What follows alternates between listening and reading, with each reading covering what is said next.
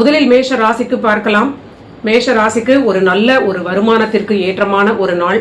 தொழில் லாபம் சிறப்பளிக்கும். வெளியூர் வெளிநாடு தொடர்பான விஷயங்களால் ஆதாயம் ஏற்படும். கணவன் மனைவியிடையே ஒற்றுமை அதிகரிக்கும். திடீர் தன லாபம், அதிர்ஷ்டத்தினால் நன்மைகள் இதெல்லாம் ஏற்படும்.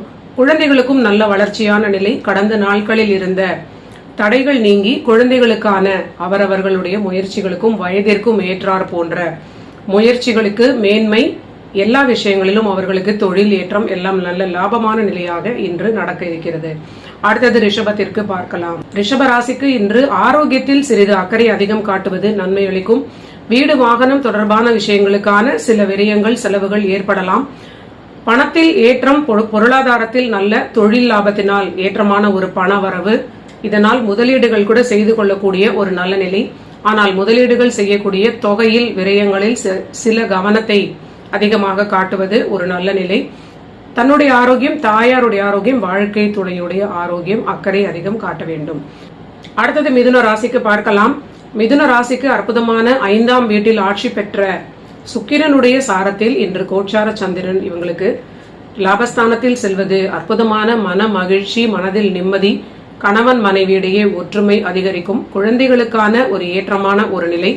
இவர்களுக்கும் பிரயாணங்களால் ஒரு ஆதாயமான நல்ல நிலை. முயற்சிகள் பலிதமாகும். காரிய வெற்றி. தொட்டது துலங்கும் பணிக்கான மாற்றங்களாக இருக்கலாம். வெளிநாட்டு பிரயாணங்களால் ஆதாயம்.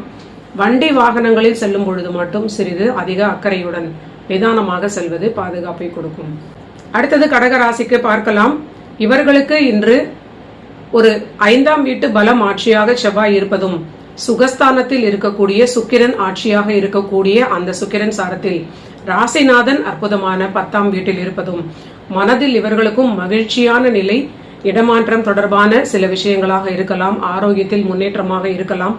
கணவன் மனைவியிடையே ஓரளவிற்கு ஒற்றுமையும் அதிகரிக்கும். குழந்தைகளுக்கும் ஒரு வளர்ச்சியான காலகட்டம். அவங்களுக்கு வருமானம், தொழில் ஏற்றம், பணி ரீதியிலான ஒரு நல்ல விஷயங்கள், ஒரு வளர்ச்சியான நிலை குழந்தைகளுக்கும் ஏற்படும். இவர்களுக்கு கடகத்தில் உள்ள நண்பர்களுக்கு பிரயாணங்களால் ஆதாயம்.